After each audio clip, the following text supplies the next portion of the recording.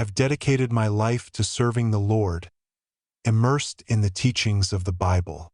My commitment was unwavering, my devotion unshakable.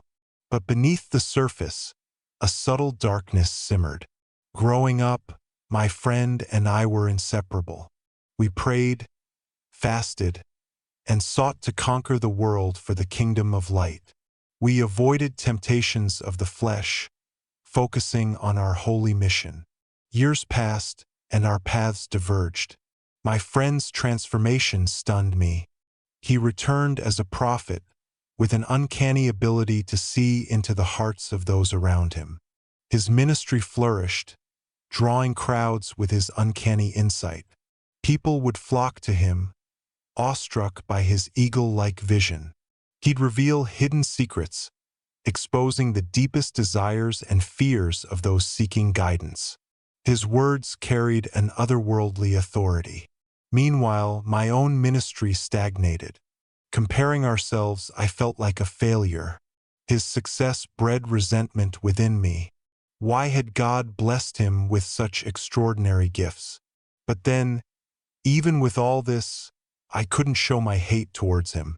He was the competition that I would never win, and I knew deep down that I would always come second to him. People would flock to him, leaving the township for the city, just to be in his presence. I watched as families, friends, and neighbors abandoned my local church. His influence stretched far and wide, leaving me with a dwindling congregation.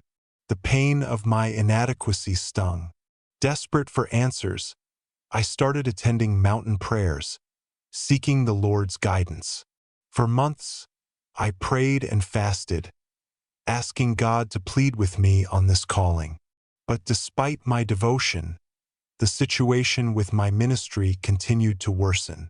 The financial struggles mounted, and I couldn't provide for my family.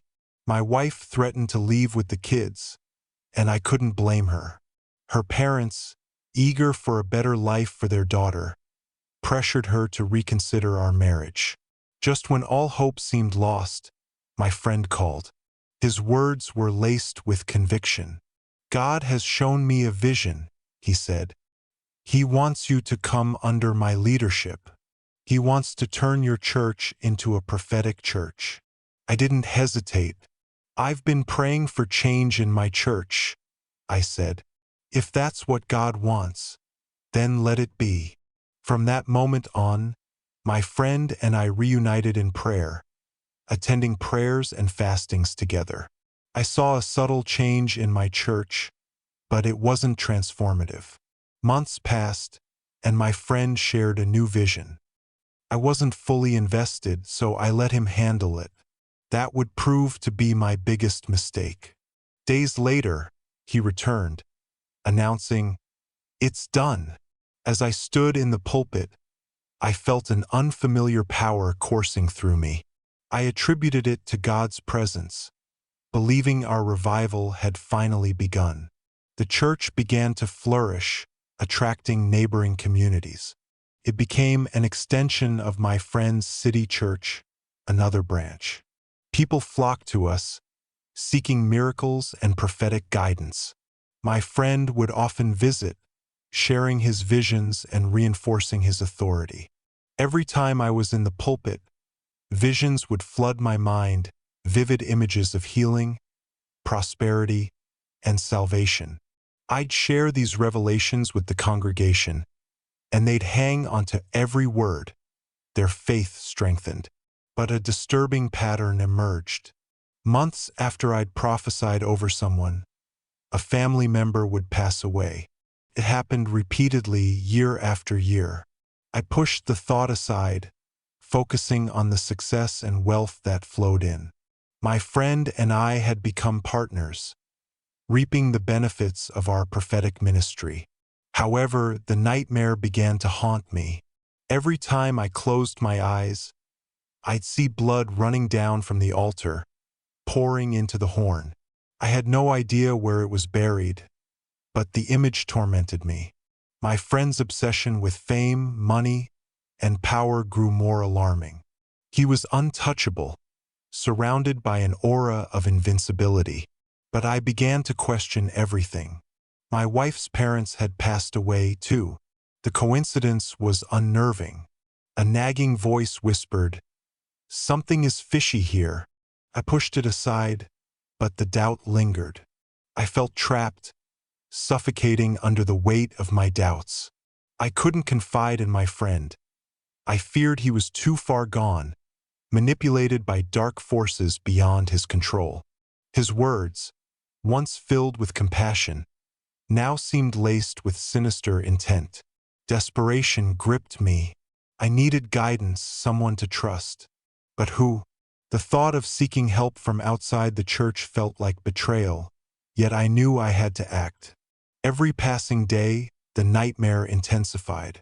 The visions, the prophesies, the deaths, all seemed connected to the horn. I began to question my own sanity. My friend's influence had consumed me, and I couldn't escape. His grip on my life tightened, suffocating me. I felt like a pawn in his game of power and deception. The nightmare haunted me, and I couldn't shake it off. Blood ran down from the altar, pouring into the horn, echoing in my mind. I had to break free. But how? The thought of confronting my friend terrified me.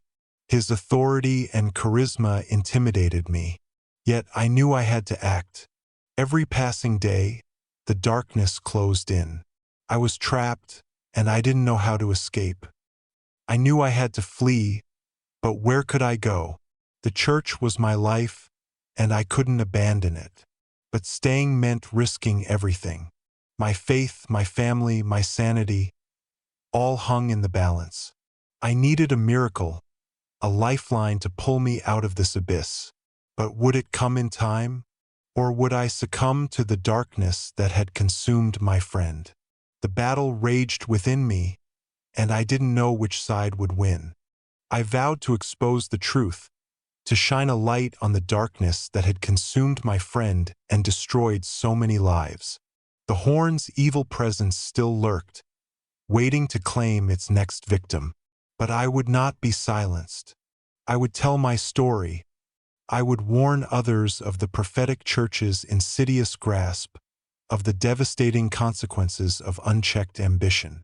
My voice would be a beacon, guiding those seeking truth through the treacherous landscape of false prophets and deceitful spirits.